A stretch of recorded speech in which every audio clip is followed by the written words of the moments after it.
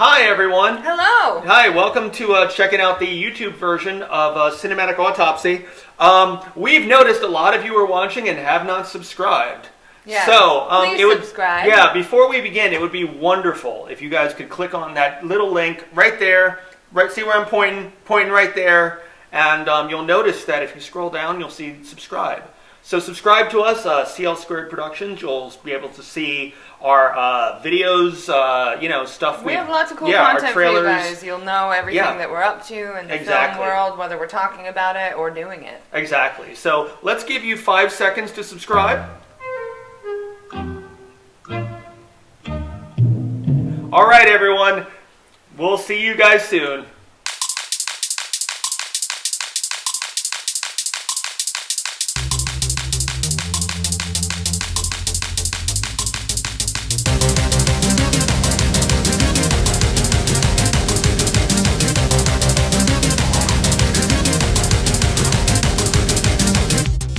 Hey everyone, how y'all doing? Hello, boys and girls. Hey, I'm Apple founder Steve Jobs. Yes, and I am your friendly neighborhood Spider-Man. Yes. How y'all doing? This is welcome to the Cinematic Autopsy podcast brought to you by Snapple. Yes, it is brought to you by Snapple and Manscaping.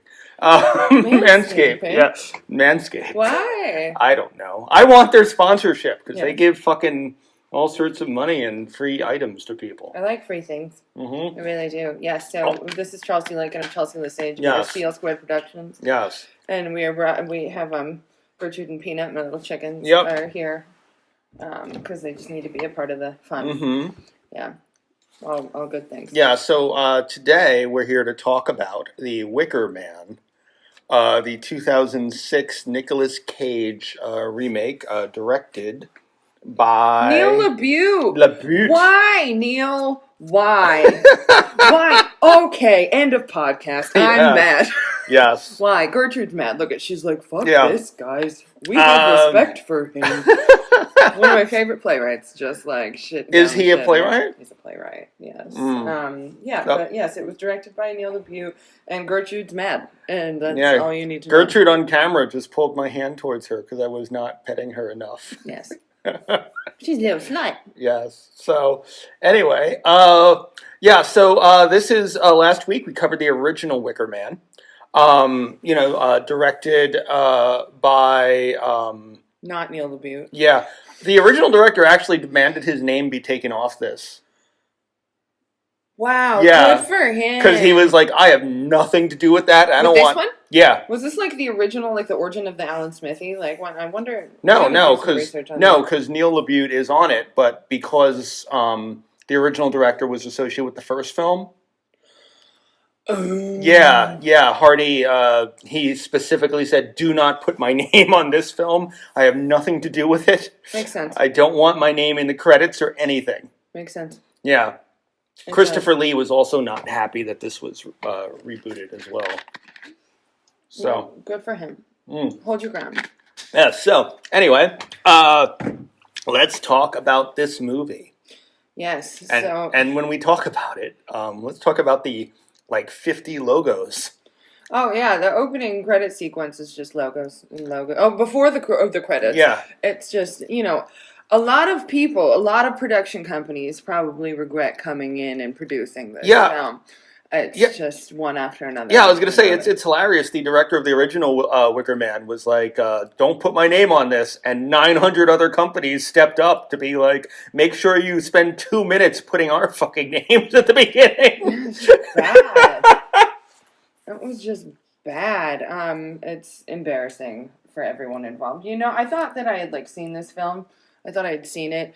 And I'm really glad to know that I hadn't, of my own free will, watched it prior to this, but now it's time I can never get back. You know what I'll say, and this is the thing at the end of it. Jesus, I don't even give a shit if I'm spoiling the Wicker Man. Let's do it in the first 5 minutes. Yes, the big meme scene that everyone's seen with the not the bees, the bees. Oh my eyes, they're in my eyes. That is cut from the movie, unless you are the biggest masochist on earth and choose to watch the extended edition of this film. What's hilarious too is that we were unawares of this. Yeah, I'm watching it and I turned to her and I'm like, wait a minute. Where's the bees scene? Yeah, where the fuck? Where the fuck is it? God. It's just, but notice how, like, usually we are watching, like, the director's cut, the uncut version, the everything. Not here. Yeah, boys and girls. no. See, if it's a movie that we know is bad, we will, like, if you tell me that there's a 5-hour version of Kevin Costner's The Postman, I will not be watching that one. So then, you know, this is such a callback to the original, like, the OG Cinematic Like Autopsy. our first 10 episodes. Which I can say because I'm a person of color. Because one of the things we used to go on about all the time were bad fonts. And this starts in a fucking papyrus font. Papyrus! Like, you remember Papyrus? The one that, like, you used to when you went through that phase, like, in what was it, like grammar school and junior high school, where you knew that you were supposed to use a particular font, but you felt rebellious against your teacher and you wanted to use something crazy. I went with Papyrus. And now I hate myself as a child because it's this. It's one step above, like, fucking Comic Sans. It's not a great font. Not a great font. And the whole opening credits are in it. Yep. Or in Papyrus. Yep. And so we now go to the big old countryside. We see this small town I pretty much assume is Northern California. Yes, it is Northern California. It looks more like a Western town, though, which is crazy. What is so delicious on his hand, Gertrude? I have no idea. Stop doing that. I'm scared. Okay. You don't know what's on there, Gertrude. Oh, I've certainly made sure there's no chocolate. Look, see? See? She is like, give me your hand again, Charles. And there's lots of, you know... Mustachioed men in this diner. Was that his name? No, but there's lots of men with mustaches. Oh, yeah. An inordinate amount of mustaches for 2006. And there's lots of trucks driving, too. Yes. Very exciting. And there's a woman there, and she hates hamburgers. Oh, yeah. Was it the waitress? Yes, the waitress. Yeah. I don't even remember. She's not just a woman. She's a woman who works there. She works. She comes like screaming. She goes, "I hate hamburgers," and just leaves. Yeah, she's there because she has to be there. That's her place of employment. Well, she's a bitch. Yeah, well, I mean, I'm sure the actress is a nice lady. Yes. No, I hate hamburgers too. I love hamburgers, but that's a philosophical difference. It is. That's the end of the movie. Yep. Thank God. So, if only. I can't believe I let you do this to me.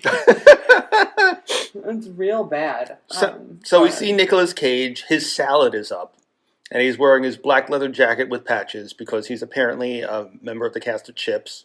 And so he's also a cop. Yes, and he's looking at a book called Everything's Okay. And it's a book on tape too. And I remember like going to the library, like I remember that right before CDs. Like I was the last of the generations who could go to a public library and rent cassettes on tape. So that was a great throwback. I loved it. I'm old. When did this happen? And so we also at this point in the opening credits discover literally the one good thing in this movie. The thing that is breaking its fucking back trying to carry the whole fucking movie, which is the score from Angelo Badalamenti. The score is really fantastic. Yeah. David Lynch's, usually he did a lot of collaboration with David Lynch. Yes. The score is really, they try really hard. The score is the best actor and the best producer on this film. Girls, you're going to have to get down if you don't just like, we are comfortable. Okay. Did you like the score of The Wicker Man? Did he give me treats? I'm sorry, Peanut. I'm sorry. Could I eat the score? Could I eat the score? Yeah. And that's when we discover that we see a little montage of him giving tickets on on Nicolas Cage on his little motorcycle. Oh yeah, I'm like, who keeps letting this man on a motorcycle? Who keeps letting this man be in movies? There are people who enjoyed this movie. Are there? There are people in the world who enjoy this movie. Yeah. When you look at the box office, I mean, it actually lost money. Well, I'm glad, but it doesn't mean that no one in the world enjoyed the movie. I can't imagine anyone. If you enjoyed this movie, stop Don't write listening us. now. Don't write us. I don't want to hear from you. You have passed them. You have failed the minimum intelligence required to talk to me. I wrote in the bike montage that he turned into the postman, and Charles is going to turn the movie off. There's a doll that falls out of a car in front of them, and he catches it while still going like 60 miles an hour. It's very impressive. Do you realize how many takes they probably had to do to get that stupid shot down that no one is going to remember that fucking take? Yeah, well, I remember it because I was like, he couldn't do that. But, like, think about it. Like, the fact that, like, fucking, they must have done so many takes to get that right. Yeah. In this shitty movie. And no one is gonna like, oh man, you know what part I really loved? When Nicolas Cage caught the doll, like on the motorcycle? That was fucking impressive. And it definitely wasn't him either, like, because it was just like, it was a tight shot, just like an insert of, all right, girls, we're getting off of mommy, okay? Like, I bet you that was half a day of shooting. Yeah, for sure. Okay, there you go. Very good. Why don't you have a seat? I have a lot to say about Nicolas Cage. I know, Peanut. We all do. Is he food? Is Nicolas Cage? Can I eat Nicolas Cage? Food? Don't put me in a cage unless there's food. So he pulls them over. And here's where you see, directed by Neil LaBute. And I just went, no!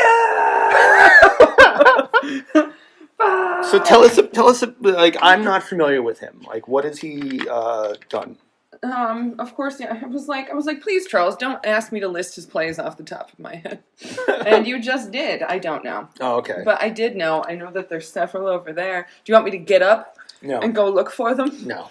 And downstairs, on my bookshelf downstairs, I have, like, the collection of plays by Neil LaBute. I just remember, like, there was, in my BFA program, we spent like a whole 6 months on him. I hope none of my professors are watching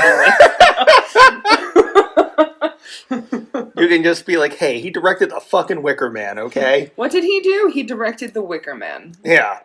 And it's embarrassing. And they'll be like, oh, I love the Wicker Man. Christopher Lee was great in that. And like, no, not that one. And like, having watched this, because, if you listen to last week's episode, I'm doing my cuffs because I'm dying of heat.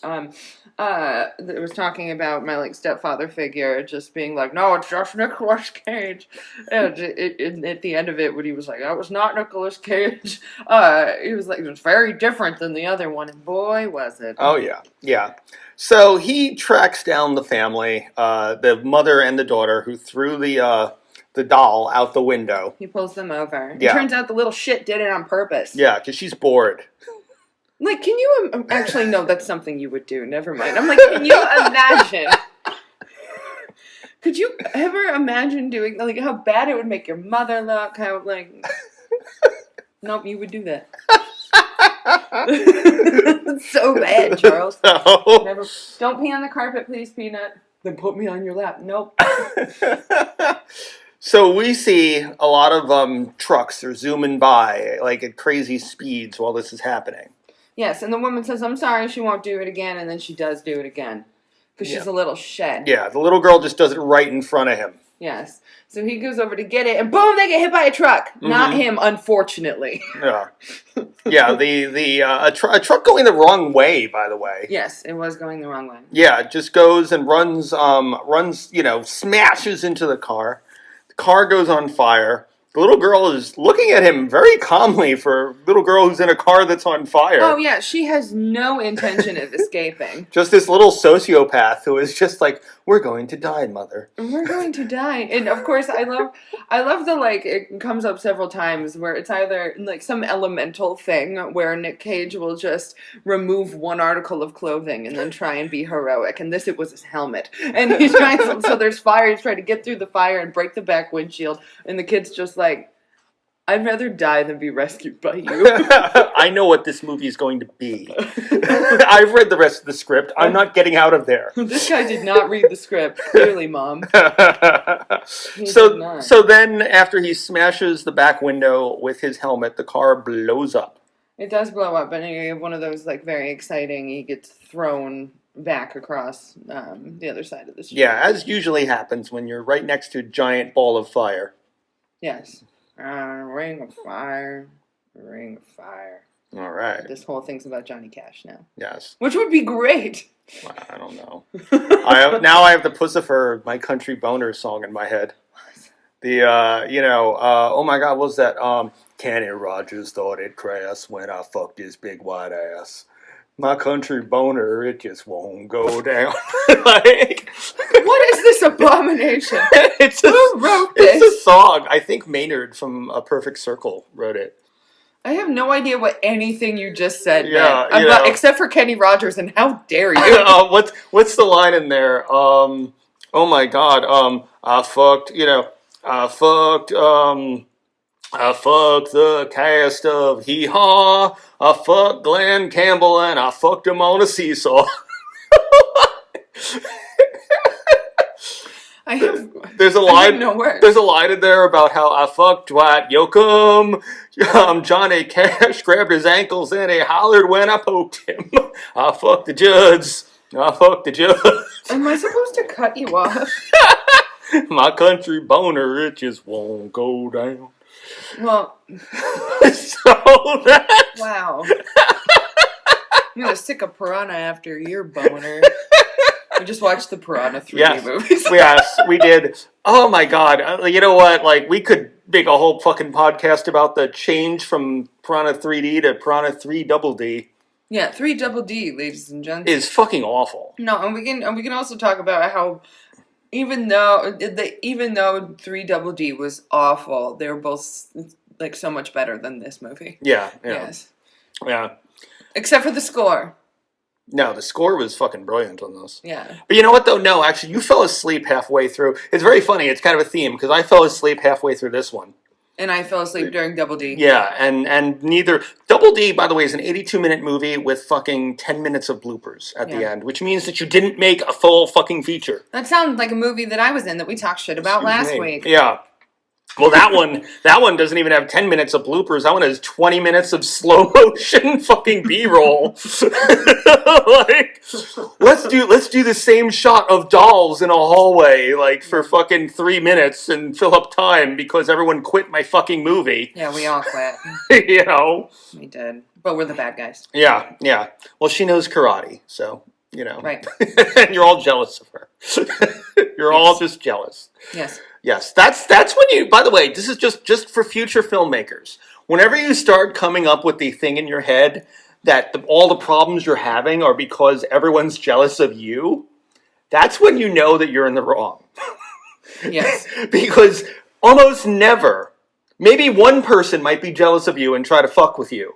But almost never is everyone involved in a production jealous of you. Why would you do that? Like, yeah. Or everyone walks off of your set. Yes, it's them. Yes. That's the problem. Yes. Yeah, sick fucking piranhas on everyone. Yes. Gert's like, I am piranha. But that is, could I be a piranha? Piranhas get food. Piranhas get lots of food. But that is just our little lesson as filmmakers. When you start thinking, this person's jealous of me, and this person's jealous of me, and this... No, they're not jealous of you. You are the problem, and you need to fix it. One person can be jealous of you. When it's everyone, they are not. Yes. Yes, so... Yes. But at least she knows karate. Anyway, so... I don't know karate. Nicolas Cage. I have a taser, though. Oh, there you go. You know, so... Peanut, what are you licking over there? I don't know, Mother. Maybe if I was on your lap, I wouldn't be having... You know? Okay, child. I wouldn't be licking the floor. There we go. I eat random things. My name is Nutterson. So, so there's a really bad smash cut to the title at this point. Oh my God.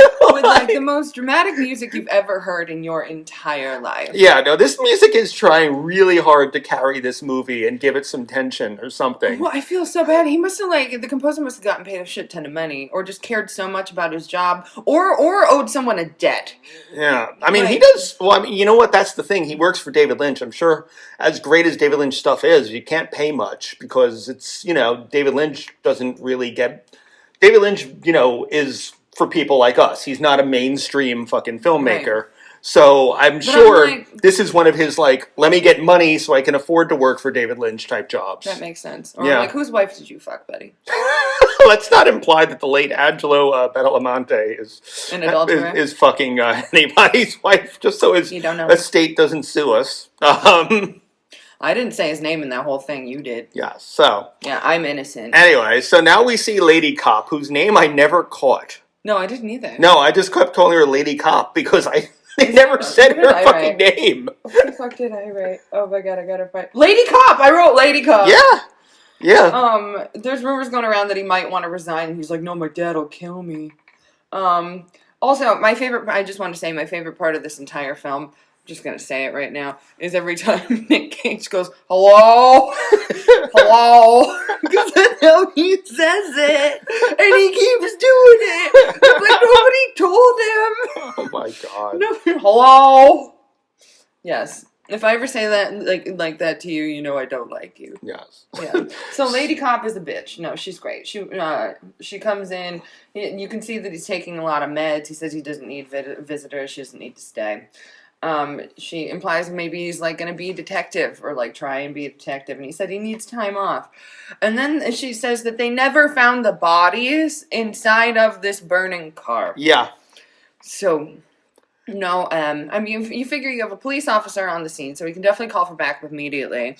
And he wasn't very far in this montage, I assume, from civilization. So that means the police could have been there, EMTs could have been there, the fire trucks could have been there in a couple of minutes, which means that, like, they'd be dead, the people in the car. Yeah. But the skeletons wouldn't have been disintegrated, but they wouldn't have been able to just get out and just leave. Let's also talk about this as a writer. If you're going to add that detail that the bodies are not there, and then it is never referenced again. There's no payoff.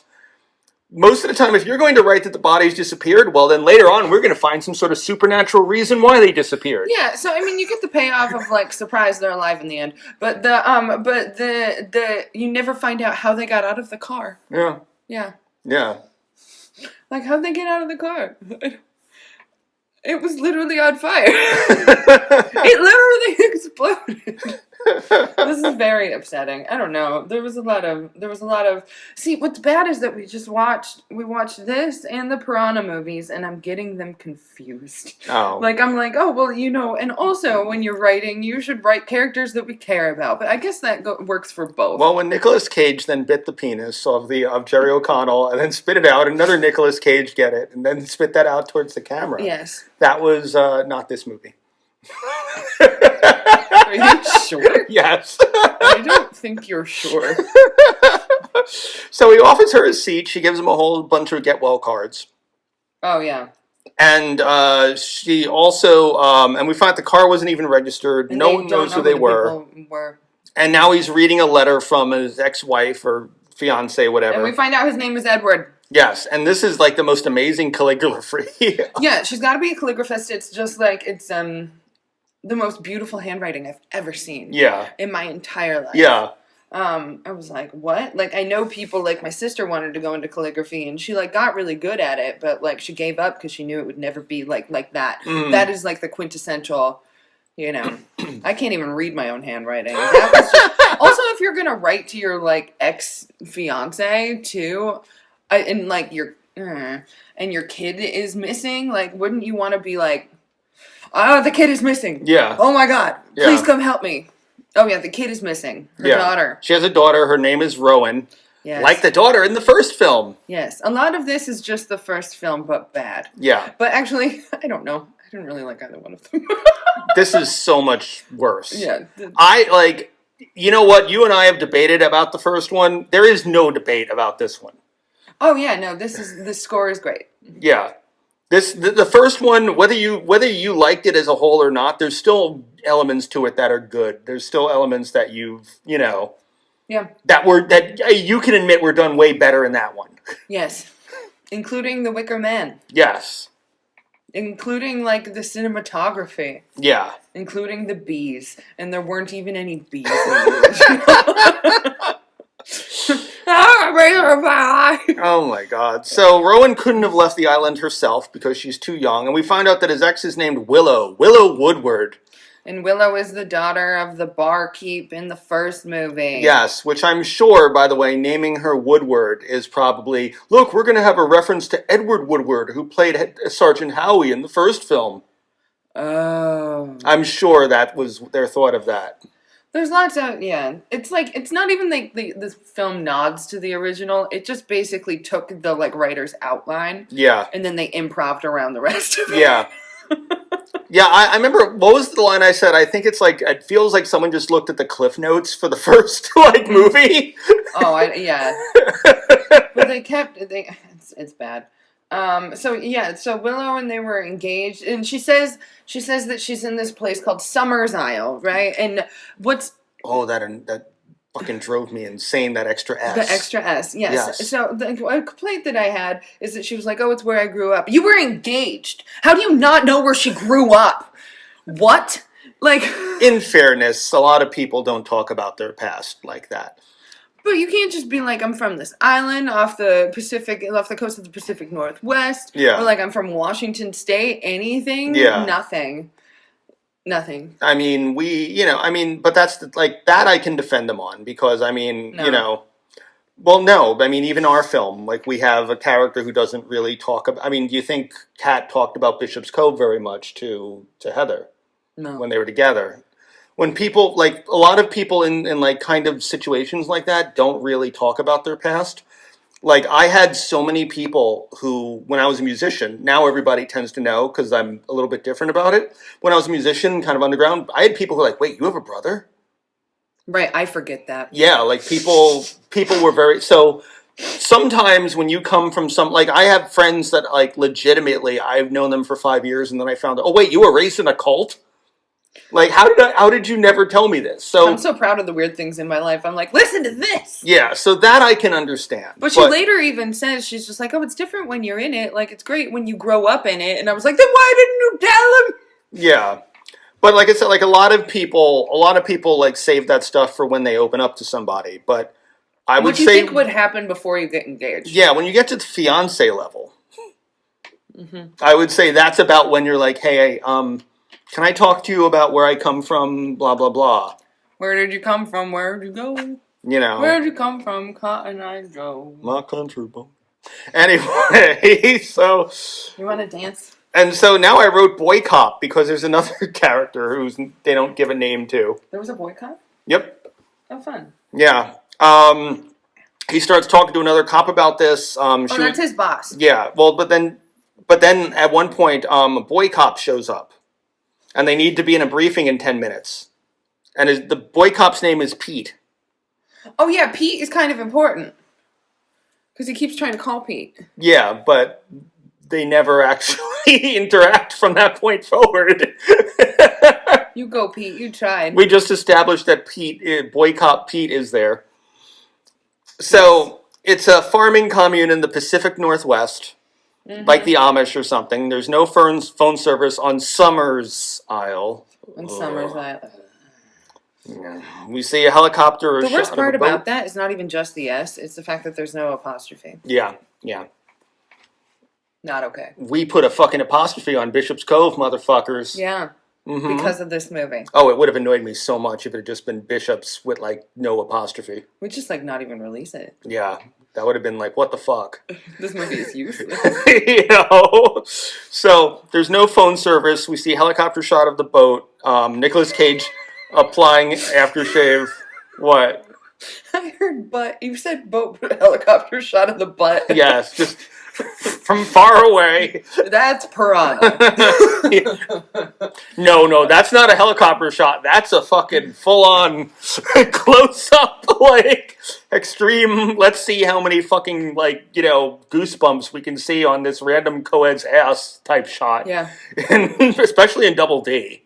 Yeah, the comparison of, like, how much fun, like, background actors must have had in the Piranha films versus this.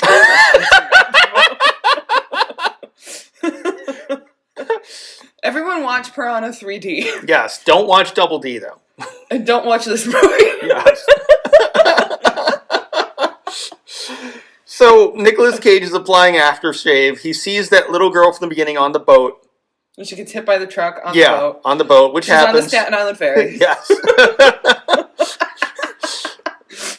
God, fuck me. And you'll have to say this next part because I can't read what I wrote. Okay, yes, let me find my notes. I noted certain points throughout this where I went, Charles is asleep, so I know when to talk about it.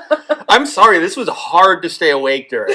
This was really fucking hard to stay awake during. I just took one for the team. I was like, just turn it off. We'll watch it again. No, let's not spend more than one day of our lives on this fucking movie. So yeah, she's on the Staten Island ferry. The truck hits the kid on the boat. He has like PTSD, obviously, from the car accident with the vanishing dead people, and he takes his meds. I hate how he says hello. So he tries to call Pete from the boat. There's no service. Now he's on land and he sees someone with a seaplane. And Charles notices that, yes, the little thingies, the buoys, have to be above the water. Yeah. In order for the the plane to not be sinking. Yeah. Unlike Sergeant Howie in the first one. That's what it's supposed to look like. Yeah, I wrote, now I know what Chelsea was talking about. Aww. You learned a thing. Yay! I love it when you learn a thing. Peanut's just like, finally he learned a thing. Did he learn to feed me? So we asked someone with the seaplane about Summer's Isle, and he says that he's like the go-to delivery dude. He makes deliveries there every day. So he's like, I get what I do to get a ride. Like, so he sucks his dick, and yeah, I think you're talking about Piranha again. And he's just like, he doesn't want to lose contact with them, so it's a no-go on the ride for the seaplane.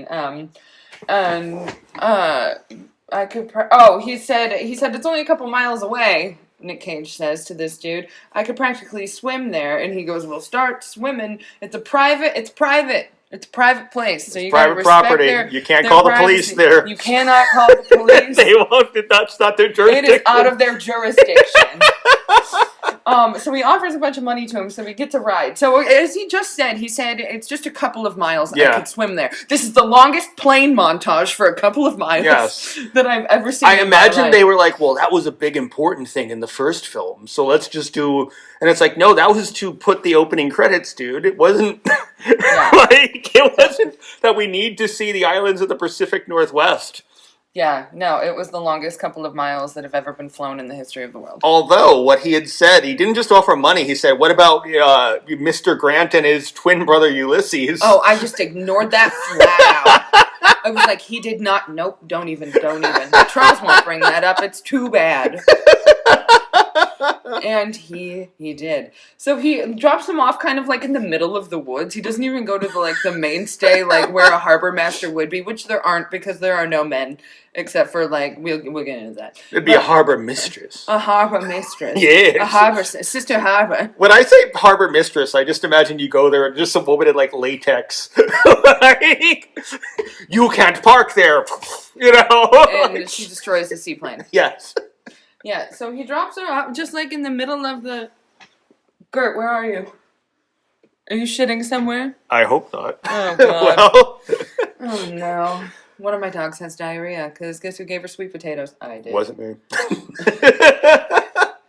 I'm a good mom. So he climbs might as well be a cliff. Yes. He climbs a cliff and somehow knows where he's going. What if you had just gone around and that's where the town was? Instead he's just gonna go. There are so many montages of him just in the woods, it is Into the Woods the musical, starring Nicolas Cage as every role. Yes. It really is.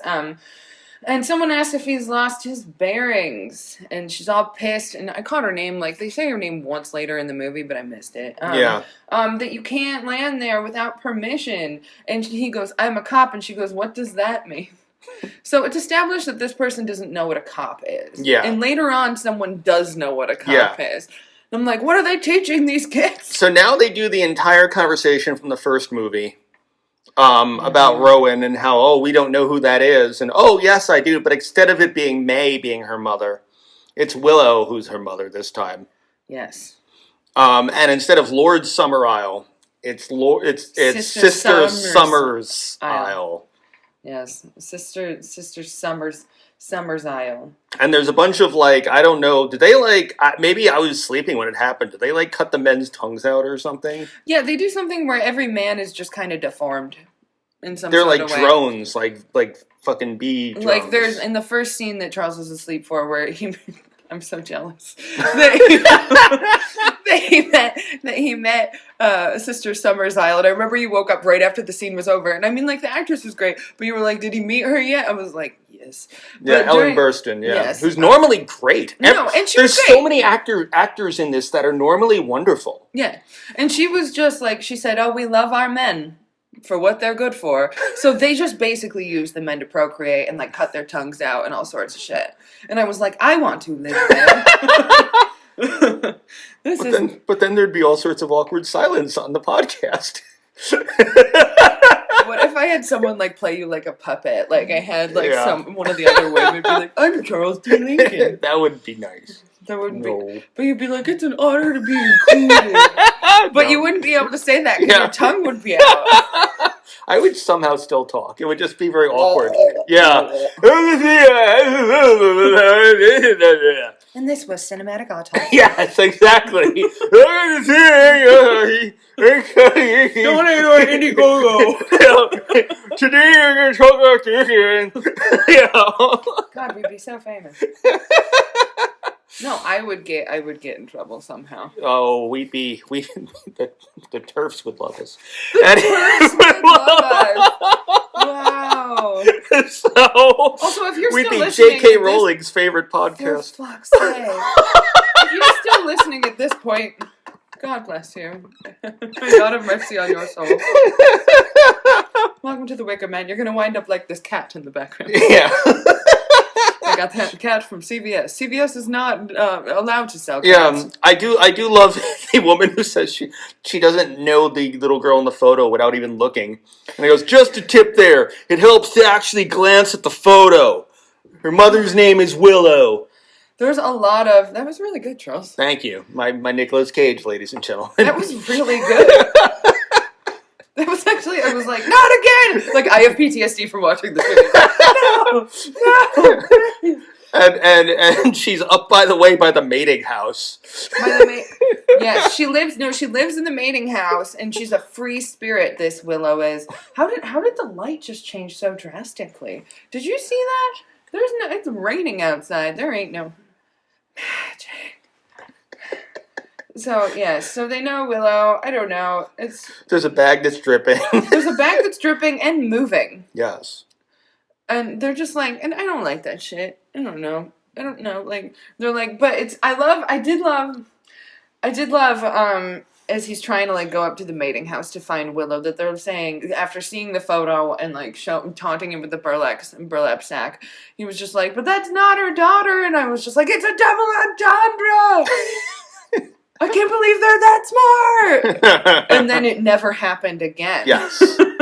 Yes. Yeah, so you had that little glimmer of hope. So his name, he's in this fucking, he's at the mating house, where I guess is a bar, brothel? I don't know. Obviously it can't be a brothel because the men are used as, like, maybe it's an opposite brothel. Would there even be a stud house? A stud house. That's what I've heard opposite brothels be called. I've never heard of that. I feel like that's something I should know about. All right, Google. Hey Alexa. You're about 30 years too young to be going to one of those. Well, it's usually like all these, like, rich old ladies go to those, and it's like these, like, 20-year-old, like, muscular Hispanic boys. But it's something I could aspire to be, you know? Like the madam of, like, a stud house? Yes. Okay. No, just going there. As a rich old lady. Let me be a rich old lady. So they have, like, this bar. We meet Sister Beach, who's just, I think, hilarious. And there are rooms upstairs, and Willow lives there. Also, thinking about it now, when he tells Willow later on to go back to the house, I'm like, back to the house is where she lives, which is the mating house where they all are. Yeah. Like, go back to the house, you'll be safe at the house, where all these people who are, like, the worst people are. And you notice how at this point, too, Charles, as opposed to the last time, is, like, not talking about how you're saying, like, Sergeant Howie is just like invading this, pagan society and these people. He's just ruining their lives. Here, you're not defending these people at all. Oh no, these people. It felt like the person who wrote the script had just like gone through a bitter divorce or something. Which I think it was Neil LaBute, and he probably did. Yeah, it felt like he went through a bitter divorce and is like, oh, I'm gonna write a movie about how awful feminists are. Oh, those cunts. Like that's what it felt like, this whole fucking movie. Yeah. I mean, cunts. I mean, it's written to the point where when Nicolas Cage is punching women in the face, which is hilarious, but I don't think we're supposed to laugh. I think we're supposed to cheer. I think we're supposed to be legit happy that he's punching these awful fucking women in the face. Yeah, I think you're right, too. Yeah. It was the fun. See, this is what Neil LaBute looks like. Oh, my lord. Yeah. He looks like he would have written this. Oh, he wrote Fat Pig. Yeah, Fat Pig. That's the big one. Reasons to be Pretty. That's the one that we studied in school. Okay. In a Forest Dark and Deep, I read that one. Yep. See, Mary Mount. I know my playwrights. But but this felt like it had a distinct anti-feminist message to it. I wonder how... All right, Wikipedia, tell me things. He also directed several episodes for Billions. That's not a good photo. That's like a fucking sad Tinder photo. It really is. We're like 2010 Death at a Funeral, duh. I'm trying to find... Oh, he directed Taming of the Shrew in Chicago. That makes sense. Okay. Control Your Woman. Yeah. Fuck. No, I was directing Taming of the Shrew when COVID hit, and I refused to remount it because I just am like, as big of a fucking Shakespeare like dork that I am, I'm just like that. No, I hate that play. And I was playing Petruchio too because I couldn't find another woman who wanted to do it. This is bad. So bad. Netflix did something. The Island. That was him. Reasons to be Pretty went on critical. I want to find out who hurt him. Woman. This is. Oh my god. He's never gonna hire me. Please don't watch. Do not tag Neil LaBute in this when you put this on YouTube. Please do not. My manager's gonna fucking kill me. Okay. So getting back to this movie, I love you, Neil LaBute. I love you. God bless us, everyone. So I'll give you a reason to be pretty. Oh Lord. Yes. All right. But yeah, like no, this is not an island. This is not an island where anyone would want to live. Everyone on this island seems miserable, and angry. Everyone is angry, and they're like mysterious, but not good at being mysterious. Yeah, it's not like fun mysterious. Like the first one seemed like it would be a fun place to live. This seems like it'd be fucking drudgery. Drudgery? Yeah, and not even if you're like one of the men they cut the fucking tongues out of. Just if you were like one of the women living there, it looks like your life is hard and unpleasant still.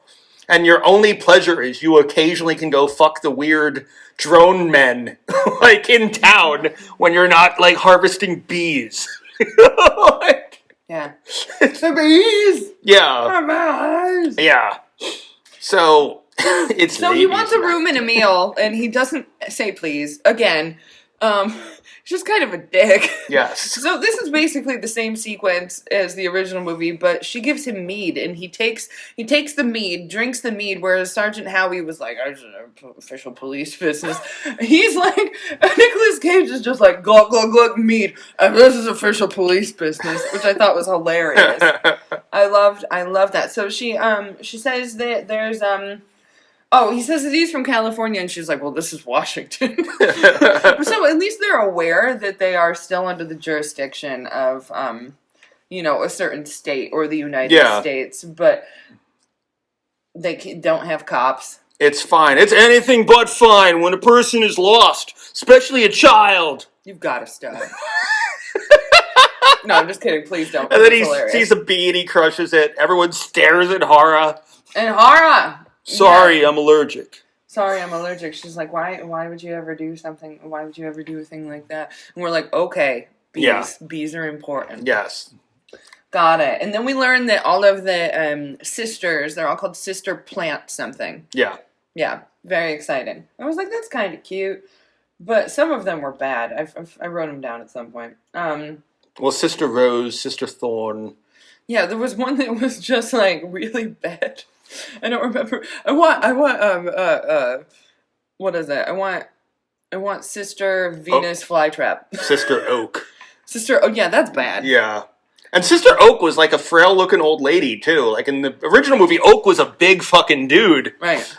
I want to know the name. I want to know the name of the blind elderly women. Oh, the Quagmire sisters, as I was calling. Yes. What were their names? Let's see. Let me look at the cast. Yes, please. Let's see. Well, they had such a small part. I don't even think that. Yeah, I don't see them. They were also in Netflix's A Series of Unfortunate Events. Oh. Yeah. That's cool. Yeah. They're like these twin sisters. No, they're not blind. They're just good actors. They had contacts in. These bastards. Yeah. We're the first people who've ever done that. How dare you? Yeah. So, basically, at this point, Willow not so secretly hands him a note. Yes. And tells him to believe nothing he sees or hears. So he meets up with her, and he talks about how he never even got his ring back, because traditionally the guy gets his ring back when the fiancé runs away. I'm like, why is that something you care about right now? You know, she still wears it around her neck. He wants to know what in the hell happened to her. It was a long time ago. We were young. Why do we do anything in this life? And he says, well, why don't you go get Rowan's dad to help? And he goes, you're the only person I trusted, even after all these years. Also, sidebar, like, even if things were different and, you know, she was just like, I didn't think about that. Let me get the dad involved saying it was a different person. You're a cop. You know, like, chances are, if there was a different father, spoiler alert, that dad probably wouldn't be a cop who could help in the same way that Nicolas Cage could. You know, don't get it. Also, just bad. This is all just really, really bad. She's not ready for this. She's very, like, I don't know. She's got, like, those big, giant eyes that are absolutely gorgeous. Like Addie Gomez, who played my Alice or whatever. But she's always just, like, she looks like she's going to cry. She looks so sad, like, pretty much the entire time. Yeah. Yeah. So it's, like, she's a great little actress. She wants to meet him again when safe, because there's a bell toll. She's like, my little girl's still here. She's still here. Well, I mean, that's the thing I was saying, is there's so many great actors in this film who I think that just when you have a shitty script... Gertrude's under the couch behind us. When you have a shitty script, I just think that, like, you know, and sometimes, you know, was this Neil LaBute's first film? No. Maybe, yeah. I mean... All right, Wikipedia, here we go. Because there is such a big difference between stage and film that I think maybe this was just a bad... Oh, he did The Shape of Things with Paul Rudd and Rachel Weisz. I mean, that was the... Well, he did that first, before this? Well, that was a play. Because I was going to say, like, I mean, it could have just been a hard transition for him. I mean, maybe. Or it could have just been dealing with Nicolas Cage and not being able to, like... dude. I don't know. Movies. The Shape of Things he did in 2003. Yeah. Yeah, and that was his... Oh, In the Company of Men, 1997. That I've actually seen. Really? Yeah, I've actually seen that Possession. One. Oh, he did Possession in 2002, so no, this is by no means. No means. Yeah, I don't know. I did not read... Nurse Betty? He was Nurse Betty. I did not read any, like, production problems. Like, when I tried looking up stuff, there was no, like, big fight. There was no, you know, fucking producers stepping in to fuck with him. Yeah. So I don't know. Maybe just sometimes you miss when you. I've been know. There. But I mean, that fact is, there's so many good actors who are not good in this. Yeah. And you know, I don't know. Like, you know, Molly Parker is one of. I love, like. I'm always happy when I see Molly Parker and stuff. Who's Molly Parker? She was Sister Rose and Sister Thorn in this. Oh, I loved her. You know. Yeah, she was hot. I've always found her attractive. And she was just, like, the perfect, like, the right amount of menacing and, like menacing. And she was just I don't know. I preferred her performance as the Rose Lady than the first one. I thought that she was maybe the exception as far as really great acting two goes. completely different characters, pretty much, with just the same name. Yes. Yeah. But she was great. Yeah. So give me the bike. Give me the bike. Yeah. So they're calling and so now we meet Lily Sobieski. Do we? Yes. Yeah. Who's that? She was Sister. Oh, you're talking about the actors.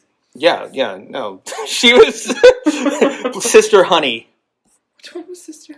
She was the girl who wanted. Also, honey's not a plant. Can we talk about? There's a giant plot hole here. with her sister Pollen, I guess. Oh, that's the one with the broom. Who asked if she could go with him. Yes. Yeah, okay, I missed her name entirely. I think she's actually retired from acting. Good for her. Yeah, she was. I mean, she was in a bunch of movies that weren't great. I mean, she was a really good actress that was in a bunch of stuff that, she was in Eyes Wide Shut. Oh, I never saw that.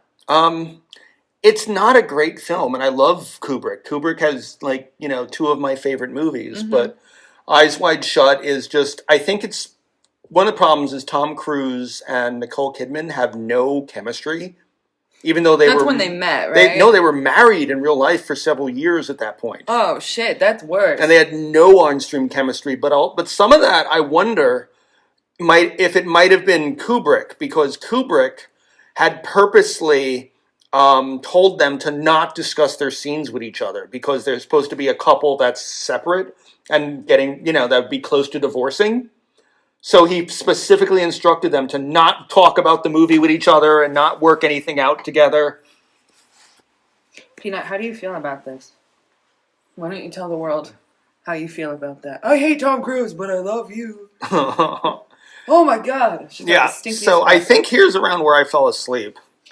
Well, I missed the first 4 times that you fell asleep. Okay. Because you were because then you hit me and you didn't. He didn't hit me. Yeah, I'm not Nicholas. I was in a bear suit. I came running across the living room. No, he hit me with. I'm having a really hard time staying awake during this movie, and I was like, "Oh shit, he's been asleep." Here I am, googling what I'm gonna eat. Okay, where are we? What did we just talk about? Oh, he's something about bees? Yeah. Oh no, we're past that. Yeah. The bees! So he's unpacking. There's the blind twins sit down, they're not actually blind, and they find out that at the mating house, Sister Summer's Isle is not going to be there, but they want everyone to be ready for tomorrow, which is the day of death and rebirth and the Wicker Man's return. And yes, this is Sister Honey eating a bunch of apples, and she realizes, Nicolas Cage realizes that someone has unpacked some of his things because his everything's okay tapes are gone. Yes, she's eating all the apples that were supposed to have come to the first the first movie. That's why they have no apples, because she took them all. Shit. That's funny. And then I wrote, he sleeps like a douchebag. I'm judging how he sleeps. I'm so sorry, Nicolas Cage. I mean, I'd still work with you because, it would be my life's honor, I feel at this point. With how many movies we have covered that he has been in. And that's the thing. There's something wrong with us. That's the thing, though. Nicolas Cage is actually a really good actor when he wants to be. Mm-hmm. It's just a lot of movies. I don't know what his, maybe I don't know if he looks at a script and is like, this is a movie I'm going to be good in, or this is a movie I'm just going to fucking chew up the fucking scenery and scream around like a lunatic. Yeah, I mean, I don't necessarily agree with him being a great actor in anything, but one of the greatest loves of my life, I met because of Nicolas Cage, where I had tweeted something when I was 19 years old about how much I hate Nicolas Cage. And he slid into my DMs and wrote #FaceOff. And I was like, oh my God, he knows who I am. With John Travolta. Face Off was not one of his good movies. I've never seen it, but because it was definitely not. He didn't say it was one of his good movies until years later. Okay. But because of Nicolas Cage, I met one of the greatest loves of my life. Yes. And it's Peanut. Yeah. Yes. Hi, Nat Nat. She's great at the DMing. Oh my God! You need your toothbrush brush, little one. Yes, So, she does. he's going. She says, the woman who works here's gone up to lunch, up the hill through the woods. He asks what's happening the day after. Okay, you She's said all bringing that. lunch to the kids. Yeah. So he's walking through the forest. Lots of preggers ladies. Lots of pregnant ladies, and all of them ignore him except for like the one in the back who's just like, Yeah. when I pop this one out, buddy. Yeah. So they glare at him when he wishes them a good morning, and now he goes to class where we recreate a bad recreation of the original scene, where we have Molly Parker, who's awesome in almost everything, as Sister Rose, the teacher here. Yes. And she asks what men represent in his purest form, and they say phallic symbol, which actually does not make sense. No, it doesn't. I'm wondering, did we skip a bunch? No. No. Okay, cool. Got it. Yeah. And he giggles, and Nicolas Cage says, well, school's really changed since I was a kid. Ew. And how dare you scare my children? She starts going on about, she says, talks about Don Quixote a whole lot. Yeah, she does. She does.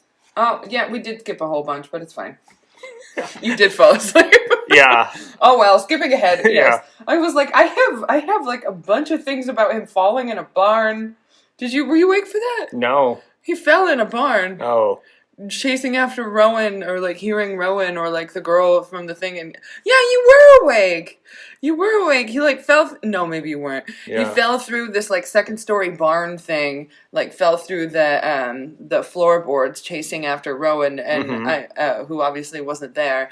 And I think I went to you, Charles. It's Piranha 3 Double D, and maybe you didn't say anything because in that movie, like piranhas break through floorboards. Wood too. Yeah, maybe. Yeah, that's probably why I didn't say anything, because it was probably the first time that I dozed off during this. Oh my God, that's amazing. This was a hard movie to stay awake during. I feel today about Piranha 3 Double D. Yeah. Yes.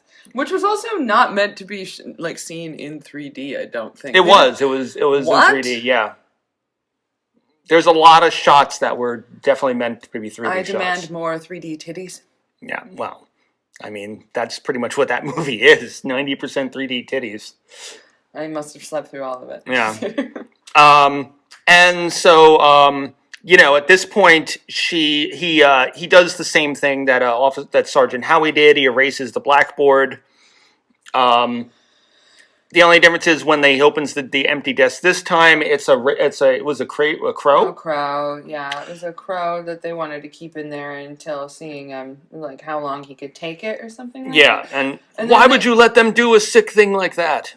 Yeah, when he goes through the attendance record, it's Willow's handwriting. Oh man. Mm-hmm.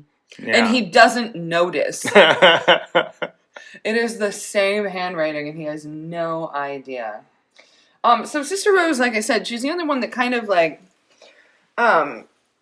gives him a hint, like hints towards things, but still like tries to get him to maybe understand it from their point of view, and also like drops the fact that like, oh yes, no, she's just grieving, she's blah blah blah. Yeah. And that just shows some depth from one character in this entire film. Yeah. Which is nice. It's hard to make Molly Parker like not good in a movie. Yeah. And I thought that the actress who played Willow too was good, but that actress is her mother's butt. No, it's Kate Behan. I've seen her in something else. I've seen her in a couple different things. Yeah. So, what he does in this whole so he basically, she's like, let's talk outside. Yeah. Like they did in the original. She's dead. You would say so, yes. My autocorrect, because she says we don't use that word here, and I autocorrected to we donuts that word here. Yes, that's what she said. We donuts that word here. Human D's life, So after the human life is over, blah blah blah, the soul lives on in the air, animals, trees, fire, and everything.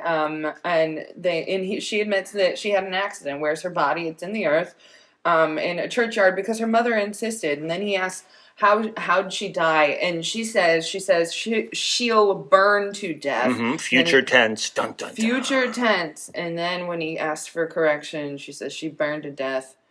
And I wrote in all caps, she changed what she said. Mm-hmm. She changed what she said. So there's no self-service. He's got to find a church. And he runs into some lady who looks like Sister Rose. Yeah, that's but it's Sister not her. Thorne. Yeah. Yeah. And we never see her again, do we? We see her one more time. In the same frame as Sister Rose? No, because it's the same actress, but... Yeah, well, I mean, like, we do that. Yeah, but I don't think they took the time to to do that here. Fair. So it's an overgrown churchyard, and it's, like, really haunting, and it makes me really sad.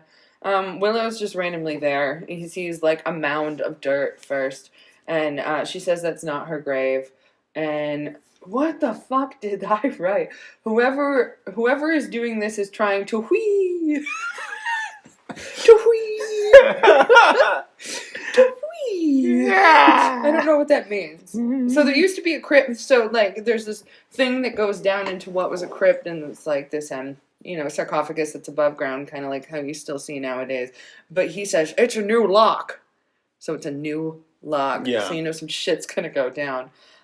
So Willow says that Rowan is still alive. And he reminds her that Sister Rose says she doesn't exist. She's in a grave. And then she's burnt to death. So all the different things that the townspeople are giving them. And they can't or won't accept her. They will blame her for all of it. Yeah. They're going to hurt her or worse. My notes literally here are they have an extremely boring conversation and I fight trying not to doze off. Holy shit, I missed something yet I don't seem to care. I got to. I don't know how.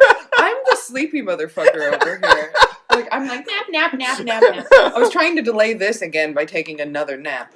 But, so they can't let them, she says, you can't let them do this to me. She asked him to forgive her, and he's like, for what? And she doesn't know. And then she said, then this is where you find out that it's his kid. This is where you find out that Rowan is Nick Cage's kid. And I'm like, you waited a long time to say that, lady. It's kind of like it reminded me of in Macbeth when Are you literally comparing No, it's just the Wicker Man to Shakespeare. William Shakespeare will get out of his grave and punch you in a bear suit with Piranha. Yes, we're comparing. But I'm thinking maybe they stole this. Maybe they stole this from Shakespeare. Maybe they stole this from Shakespeare. We're in Act 4, Scene 1. Like Macduff is hanging out with Malcolm, and then Ross comes in and like spends a good 5 minutes being like, hey buddy, how you doing? Yeah, your wife and kids are fine. Just like, catching up. And then he's like, oh yeah, they're dead. Like they were murdered. Sorry about that. And this is exactly what they did here. Yeah. I was like, no, I was angry. I was like, they took this from Macbeth. This is not okay. Somehow this is the only photo that she's ever had of her. They take her to her room, but all of her toys and her pictures and everything have been taken. But Nicolas Cage looks under the desk, and it's just evil shit that she's drawn. Were you awake for that? No. Okay. Yeah, so underneath Rowan's desk is just like, help me, and it's like these weird little like evil Pac-Man looking It's really entertaining, and there's just flames and all this shit. And it's a very barren room, which you assume is the mating house, because you never see another house that would be like a place of safety that they can go to. But all the other kids have homes, you find out later. Like all the other kids have homes, and I guess that Willow is just she's so poor or free-spirited that she's kept in the mating house with Rowan, not even in Summer's Isle's house, who you find out is her mother. Yeah. So her mother doesn't even let her live with her. Nope. She's got to stay in the mating house with this fucking kid. Willow's taste testing all the men. She's taste testing all the men. Just making sure they're good for the rest of the women. You said it exactly how, like, randomly, I think I told you this a couple years ago, Errol, stepfather figure, just because my mother loves Charles Schultz and loves Snoopy. And he just randomly was like, Snoopy's just raping all the women. And we were like, what? Does that What? What does that mean? What? So you just said it like that. She's tested all the men. I was like, and Snoopy's raping all the women. Oh. Yeah, it's bad. No, I don't believe Snoopy's doing that, for the record. That's fucking hilarious. Yeah, let's take a break now while we call our lawyers and make sure the Charles Schultz estate doesn't sue us. You know what? The Charles Schultz estate burned down, ironically enough. Really? Yes, it did. How did it get burned? The Wicker. I get burned. I get burned. I'm sorry, Peanut. I'm so sorry. I'm so sorry. We love you, Peanut. Anyway, we're gonna take a break now because we're degenerating, although not as much as this film. So we'll see you in 2 and 2.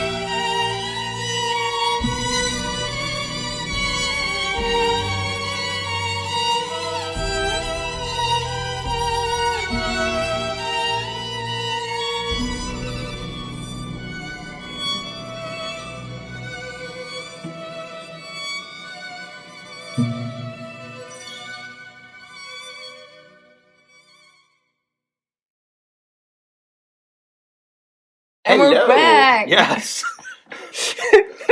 We are back. In the break, I had to listen to Country Boner. Yeah, it won't go down. It won't go down. And I changed my shirt because I was sweating. Yes. Because we were talking about Macbeth. My friend Claire Tyers made this awesome shirt. This is Out Damn Spot. Out, I say. So cool. So cool. Yeah, and I figure maybe I'll sweat less in this. If you want to buy anything from Claire Tyers, go to Who Knows Like Your Nose, Claire Tyers on Instagram. Yes, you're welcome, Claire. All right. So, I saw a plane and he wanted to use its radio. And I wanted to use my country boner. Yeah, I told you, it's an awesome song. It just won't go down, it won't go down, it won't go down. My boner. My boner won't go down. What about your boner, Peanut? I'm a female dog.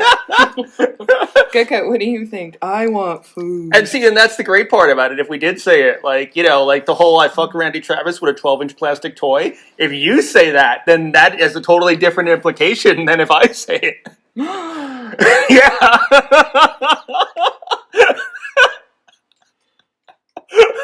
I wonder if I have a 12-inch plastic toy. I probably do. Well, Kenny Rogers thought it crass when you fucked his big wide ass. Poor Kenny.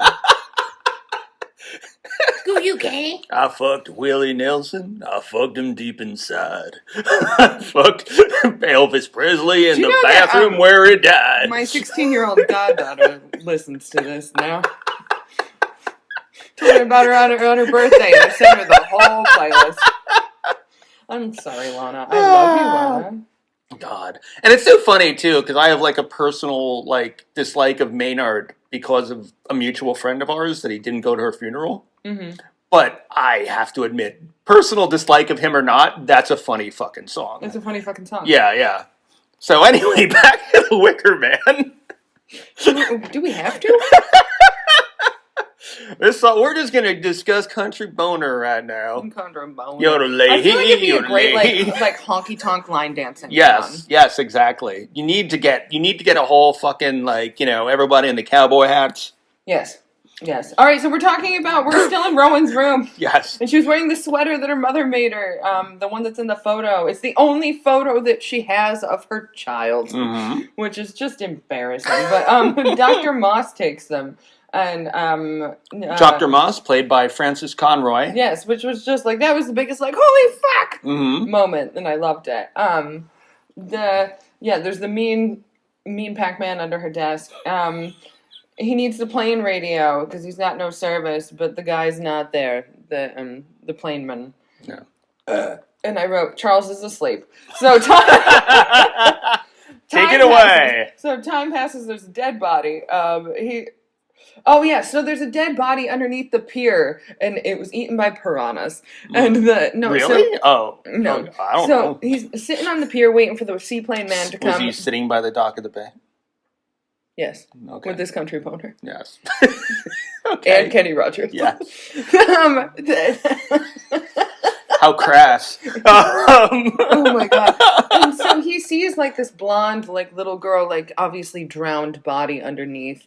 So he takes off one article of clothing and dives underneath to go and get it. And then he wakes up like, oh fuck, because he hasn't taken his meds in a while. Yeah. Obviously addiction is real for this right now, and his PTSD is really bad. So he wakes up and it's like a tight shot, and then they zoom out and the dead girl's in his arms. And then oh my god. And then he wakes up again and she's not there. And so he's actually takes off the article of clothing and swims to the seaplane. Wait. So he's in the water and he just falls asleep in water? No, he was dreaming he saw all of this. Okay. Yes, he was dreaming he saw all of lots of like really weird, like even black and white at some point. Yeah. Like montages of like this fever dream state that he's in. Yeah. I was like, what was the budget for this movie? $40 million. Jesus fuck. Can you imagine what we do with $40 million? Yeah, and it made $38.8 million. Fuck. Yeah. They didn't even break even. Boner. I was actually just thinking, I was complaining about how Piranha Double D had 10 minutes of bloopers, and then I was like, no, this had 142 minutes of bloopers. Oh, that's bad. So he goes to Dr. T.H. Moss's house, it's Frances Conroy, and he needs to ask her some questions. So she's a physician first, then a photographer. And then he's like basically just rifling through her shit in her own house. Goes through a book. She closes the book and it says Rituals of the Ancients on it. And he was talking about how last year's got destroyed. She said that she has a negative and she can get one printed for him. Then it cuts to him hiding in the bushes. It's very dramatic. I'm sorry you missed it. I'm sad. And then there are people with these weird fucking red hoods that say, "It's time, sister," talking to Dr. Moss. "It's time, you must hurry." And they look like Kenny from South Park. They do. Like, did he kill any of them? I'm not sure. Oh. But you find out that that's what they were wearing as the beekeepers. But you don't find that. But I'm like, oh, screw you, sister, you got him. And my queen down. Like my daughter. It's basically what it was. What happens next?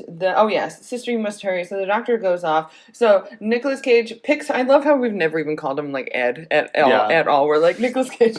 But so he picks the lock to her house. You remember what I said in earlier episodes about how there were some people who were so famous.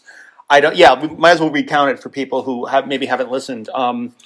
So for me, and obviously for us in this case, there are certain actors that when you see them in a movie, I cannot think of them. Like, I see Leonardo DiCaprio in a movie, I don't think, oh, that's whatever his character's name. I think that's Leonardo DiCaprio. And Nicolas Cage is definitely in that level.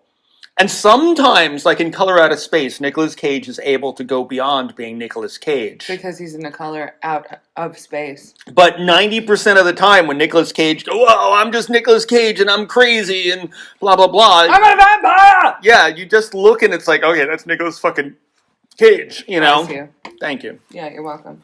So he picks her lock and he goes through the book and reading this thing about how these rituals predate ancient Egyptian, they're Incan. Talking about how the younger woman personifies fertility and is then sacrificed in a blood harvest. And they sometimes get burned, and it means that I'm going to burn you. It signifies that you're going to have a good harvest. So he goes into her office.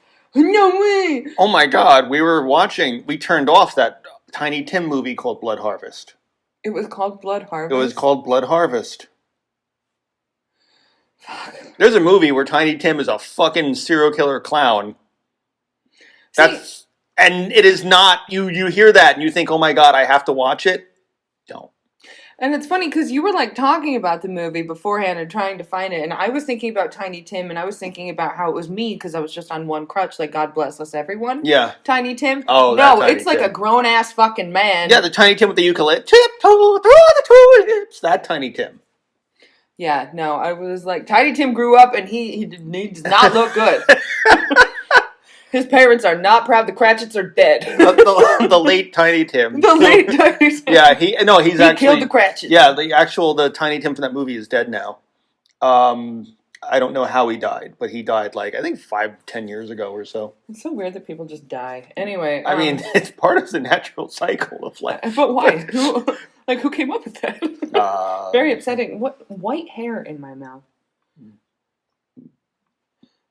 Gertrude. I do have white dogs. Yeah, I was gonna say I have a couple white hairs, but they'd have dye at the end of them. So yeah, no, if it was very mine, strange. Peanut, what did you do? I put it in your mouth. Actually, Peanut has white hair and white fur too. That's true.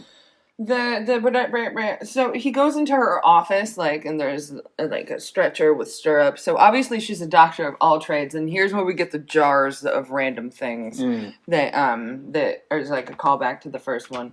So he rifles through papers and negatives of things, and he finds the photo of Rowan, and it says that it's the worst harvest on record. I'm like, I think that people already told you this, buddy. Maybe not. Or I think it's implied that you can't put 2 and 2 together. Don't understand what's wrong with you. So he strolls in the woods again, and Willow's just about, and also she doesn't wear shoes. And he's upset that Willow didn't. So he's yelling at Willow, and he's really upset that she didn't tell him that Rowan was a part of it, like the day of death and rebirth. And she was like, "It's just a story." And she talks about how she wishes that she had stayed with him, but she wound up back there and having a different life anyway. So he's gonna go find the Summers Isle lady, and then they kiss, and it's really fucking awkward. Yeah. Yeah. So then he's strolling through the woods trying to get to the Summers Isle lady's house, and there's a bunch of people, a bunch of the men, mostly, with these giant logs, like they just cut down some trees, and some of the South Park beekeepers are also with them, and something cuts loose and a bunch of the lumber falls off the thing, and he helps them and saves someone's life, one of the men's lives, and I'm like, you are literally helping them pick up what will kill you. Yeah. You fucking idiot. I guess, how could you know at that point? But you've been through enough weird fucking shit that you should be able to infer. Yeah, I think I was awake for here, because I said he saves a man from logs rolling. Good for you. Yeah, man doesn't talk. We see beehives. He runs. He tries. Yeah, so he pisses off some bees, and then his throat closes. He grabs, an EpiPen, which is, I guess they called them adrenaline in the Summers Isle thing. I mean, that's essentially what it is. I should probably get a refill on those, because I'm allergic to everything. So then there's a flashback. He's obviously losing his mind, and he collapses in this field. And there's a ton of giant beehives. So he wakes up, and Dr. Moss is there, and they didn't use his adrenaline pen. They treated death the old way, but she doesn't explain what that means. So he's alive. He's got 3 bee stings on his arm. He's at Sister Summers Isle's house, and she's been expecting him. So he grabs a gun. Yeah, this is where I was totally out. I don't remember any of this. Okay, please hold. All right. Here we go. So there's I just hit my knee. There are girls in nightgowns, and they come downstairs. There's this giant glare of the sun, and he sees Sister Summers Isle. Oh yeah, you missed this whole scene. Yeah. Fuck. Okay, this sister. Cliff notes. Sister Summers Isle is, what's her name? Ellen Burstyn. Right, and she's just a gorgeous older woman. She was great in Requiem for a Dream, by the way. Yes, she's the mom in that. Yes. And she's like, they nearly had you, our little friends, the bees. It's a pity. And she was like, what's a pity? He was like, what do you mean, what's a pity? I love that. And she says she can see what Willow sees in him. He has a rough potential. And he's just like, I'm looking for a child, and I might have found her, but I need your permission to exhume the grave. Expect foul play. And she goes, how perplexing for you. Which was great. She's not concerned about it. He said, I think it's a murder. And she's like, we don't murder. Even if a victim complies, it's still murder, he says. And she says, the mother goddess who rules the island with her. So how it works is there's a mother goddess, and she is the earthly representation and the spiritual heart of the colony. And she just kind of keeps changing the subject.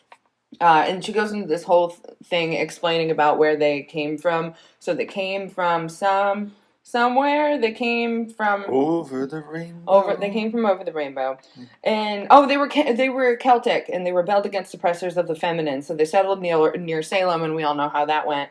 And so they went westward in the 1850s. Their ancestors met people here and vowed to not go to the other world again, because no one will accept the feminine.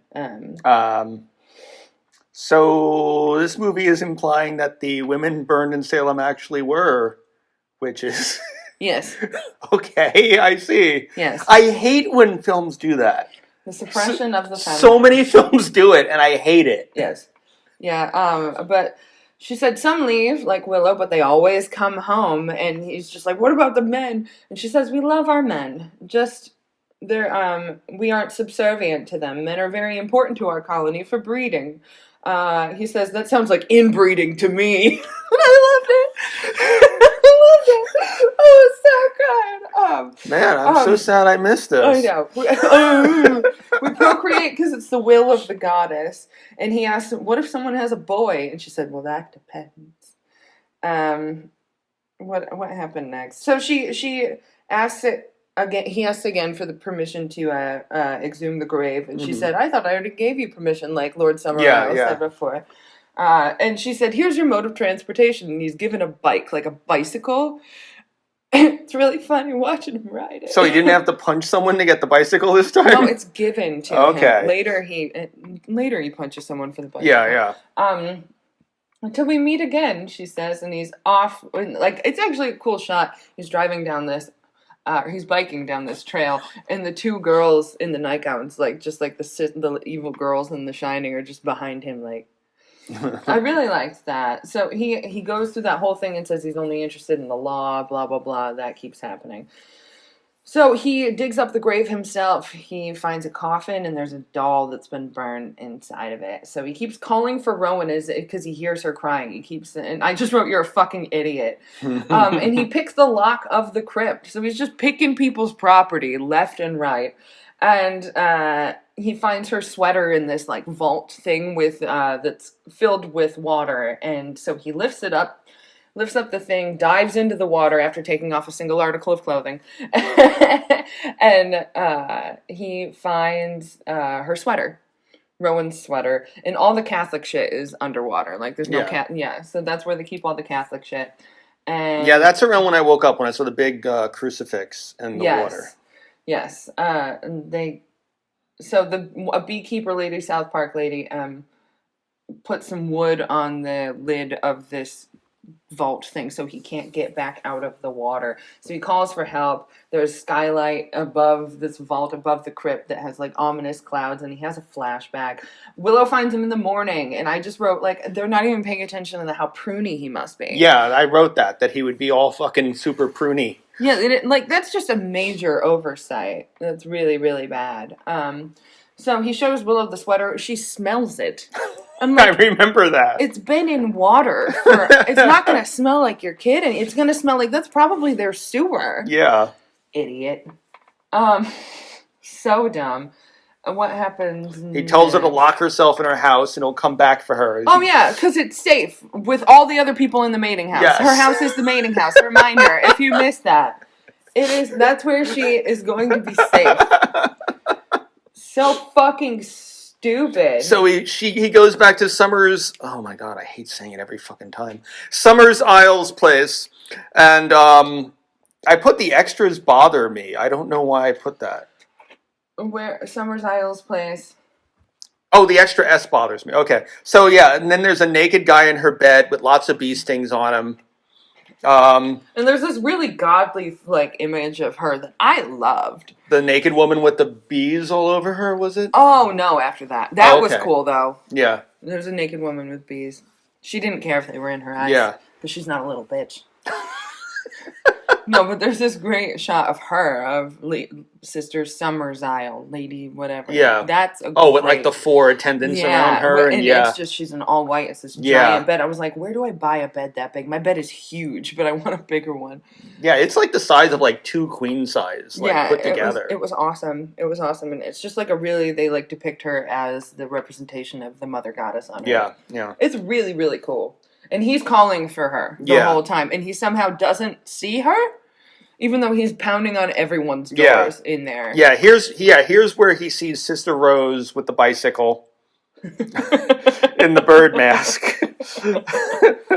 It's a crowd. Take it off. Take that off. So they're prepping for a ceremony. He pulls a gun on her and takes her bike. Yeah. The Quagmire sisters are there, and he finds the inn filled with dudes. I need your help. Don't be afraid. They don't say anything. And the inn is also like the bar where he told Willow to go lock herself in. Yeah. Yes. Yeah, they all can't talk. Come on, Peanut. Here we go. I know, Mommy's really upset about this movie. So he barges into the homes of every single person, like in the original. Mm-hmm. But in this, he says, people who don't comply will be brought up on murder charges. Yes.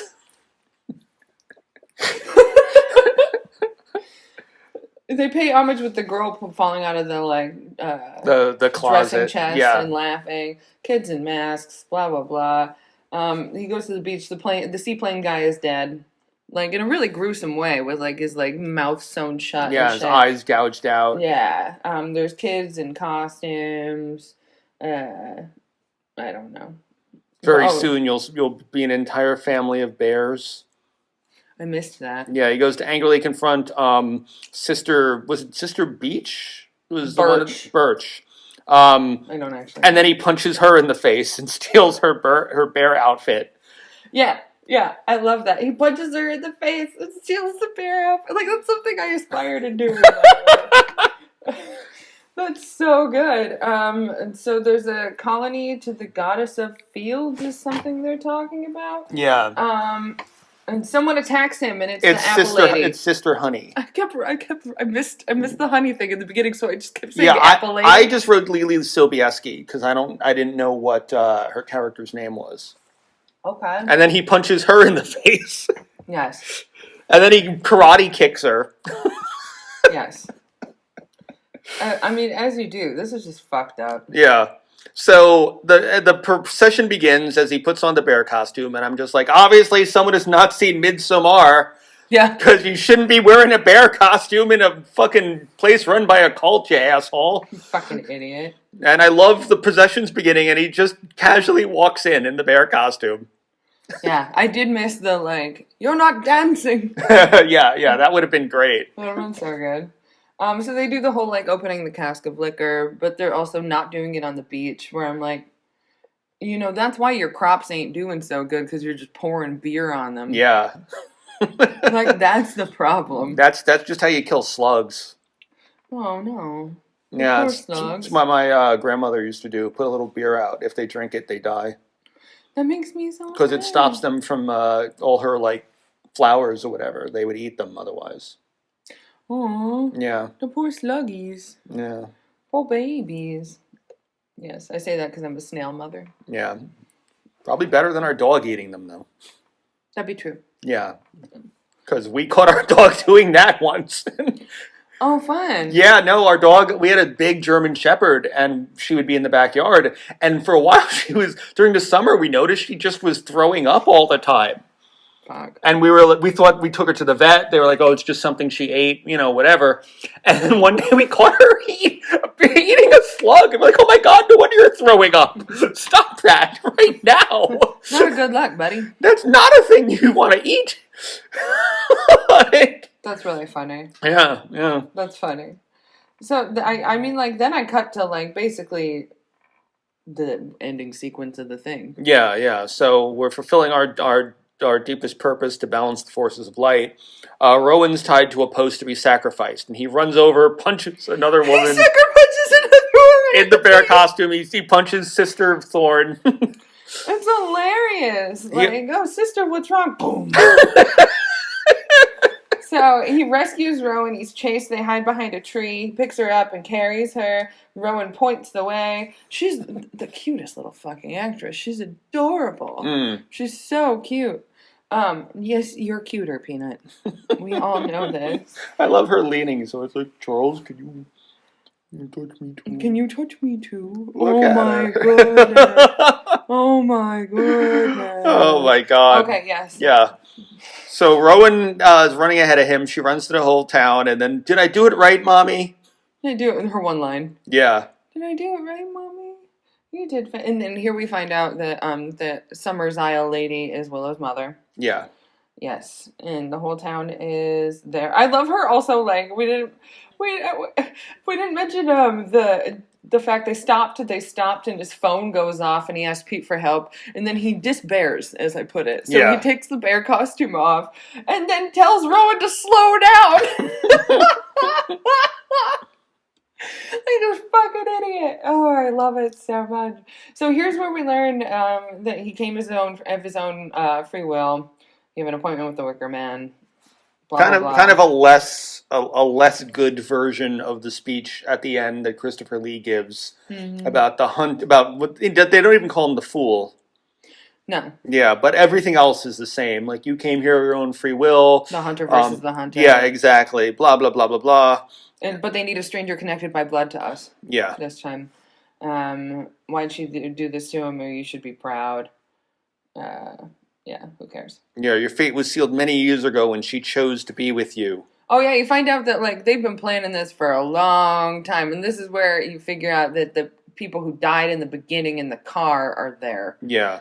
And the cop. Yeah. And the lady cop from the beginning. Yeah. They're all there.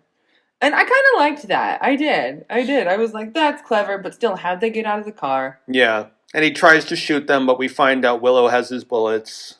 Yes. And you're like, Willow, why? The bees! And then the menfolk grab him. You bitches! This is murder! Killing me won't bring back your goddamn honey! And that's from the original, too. Yeah. Yeah. Except the honey part.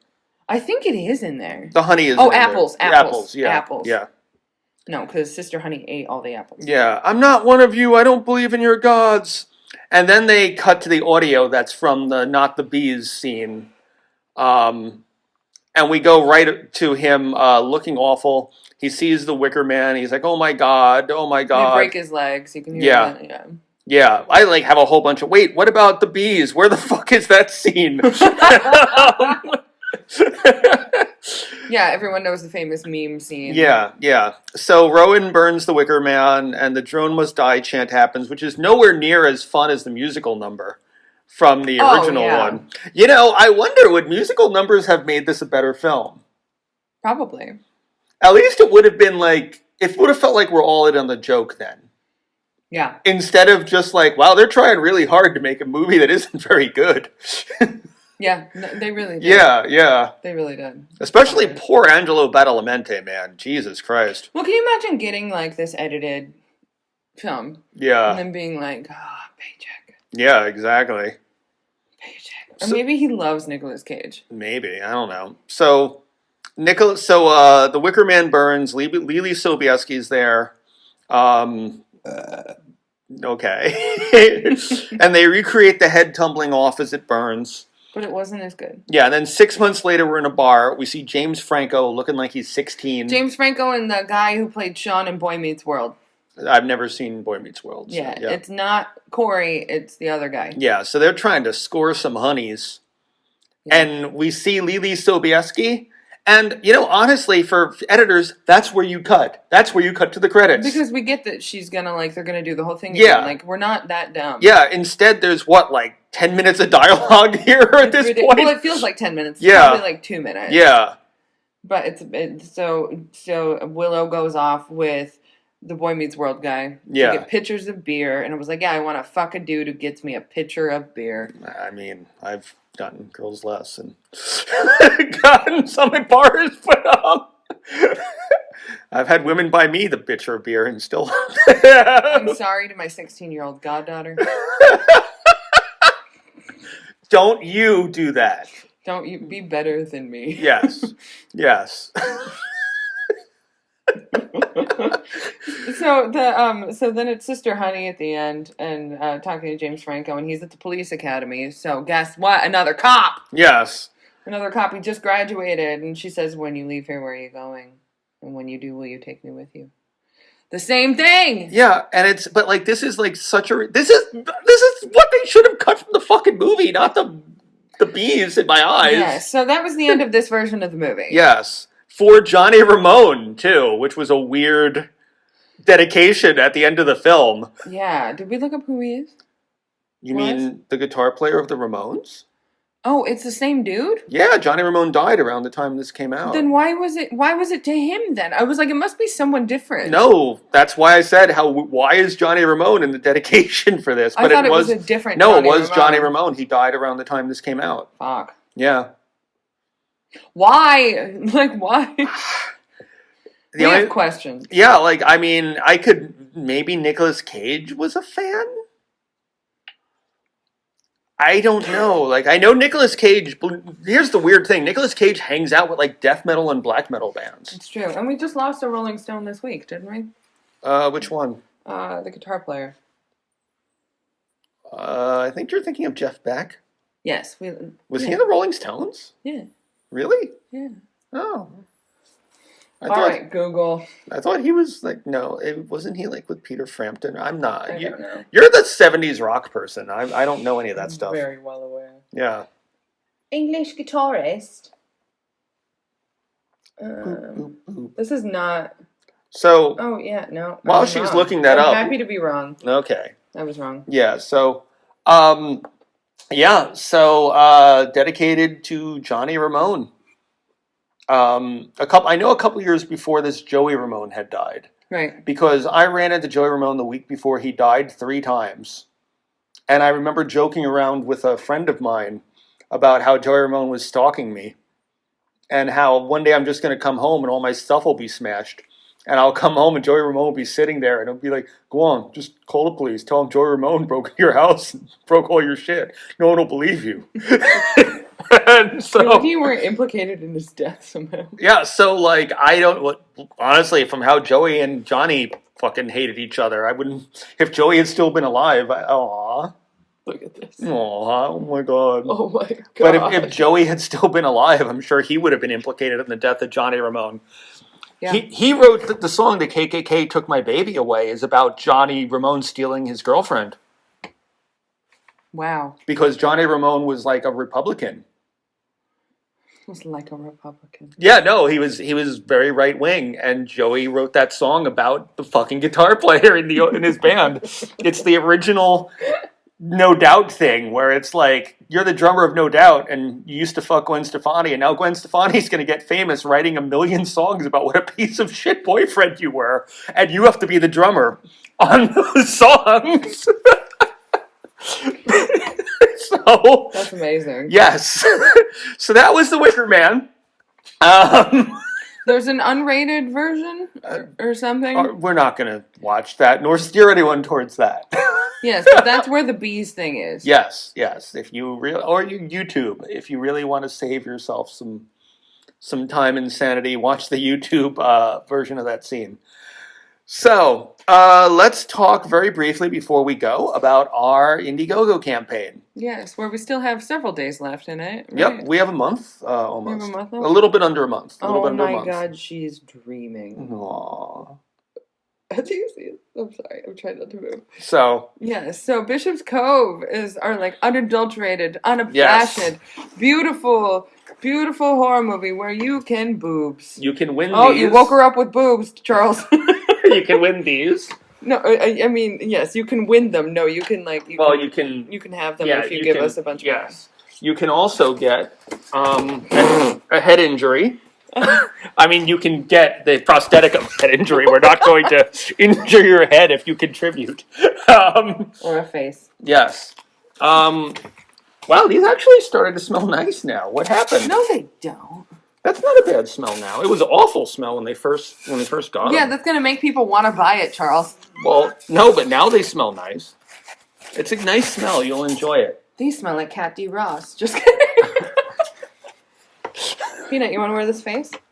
I am nut.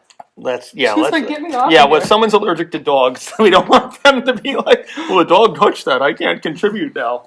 Oh, yes. Yeah. But yeah, so you can get those as perks. You can also become one of our associate producers, one of our executive producers. You can be friends with us. Yeah, you can talk to us on Zoom, and how fun would that be? We'll talk about country boners and Nicolas Cage the whole time. But like seriously, like we can talk socially, or we can even, if you want to know help with your film career, we'll be more than happy to give advice. We'll be more happy to to help with a bunch of things. We have another perk we're talking about, but we'll see if that one goes up during the week when she and I discuss it. I'm unaware of what this is. So well, that's why we have to discuss it first. Yeah, it's you get to live on Summer's Isle. That's if you don't contribute. If you don't contribute, you get sent there. That's a good idea. Yes, exactly. Yeah, but we have, it's a great film. I'm really happy to be a part of it. We made something we're very proud of. Yeah. And we just need your help finishing it. So please if you do, because we want to give you the most fucked up thing you've ever seen in your life. And why would you not? Oh. Come on, Peanut. Why would you not? Peanut wants you to do it. Yes. Yes. Yeah. It's Yes, come to mommy. Aw. But yeah, no, it's I'm really proud of the film. We did some amazing work in there. Chelsea is absolutely terrifying in it. Thank you. I'm a giant scumbag in it. Yes, I'm only in for like 2 scenes, but my character's such a piece of shit, which is very different from me in real life. We're really proud. Yeah. And literally choked on my words. I know. But yeah, no, like it's honestly it's a really good film. We're super proud of it, and I can't wait to show it to people. Whew. And the more contributions we get, the quicker we get towards getting post complete. The sooner we'll be able to show it to you. We are at 32%. Not bad. Yeah, exactly. Which is great, and we got we have about a month, a little under a month left to get the rest of it. So if you could find it in your heart to contribute, we would be overjoyed. And God bless us, to the moon. Everyone. Yes. God bless us. Yeah, no, and thank you guys for all like random like surge of YouTube audiences. Yeah, it's really sweet. Yeah. So, Chelsea, where can people find you? You can find me at Chelsea LeSage on Instagram.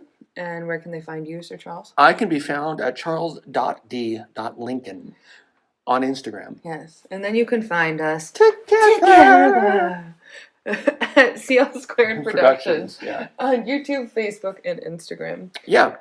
You can find our IndieGoGo campaign, as we were talking about, at igg.me/at/Bishop's Cove Post. One word. Yes.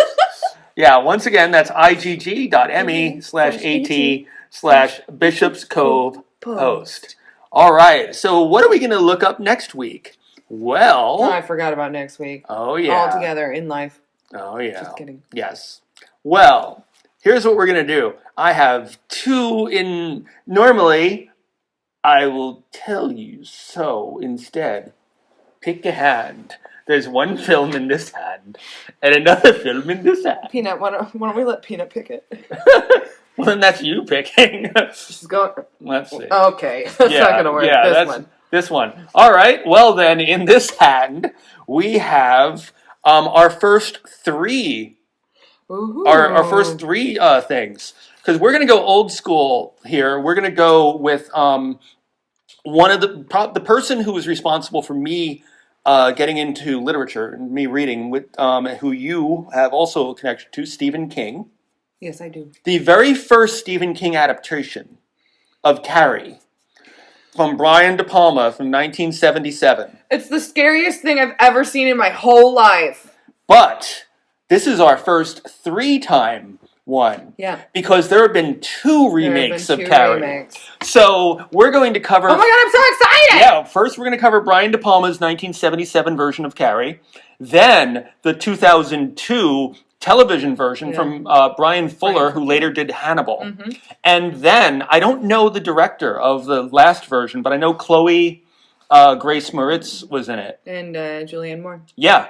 So they're all great. Yeah, so we're going to be covering those 3 and how... Oh my God, I can't wait for all the stories to share with all of you that you don't get to know right now because you've been listening to us for 2 hours. Yeah, there's going to be so many and I love like the variations of them and how they do each individual scene. Oh my God, Peanut, you picked the right hand. Yeah, so it's going to be really fun. And so tune in for the next 3 weeks. That's what we're going to be doing. So we're going to be doing Carrie. Tune in next week for the 1977 version. Oh my God, I'm so excited! Woohoo! Let's record it tomorrow. Just kidding.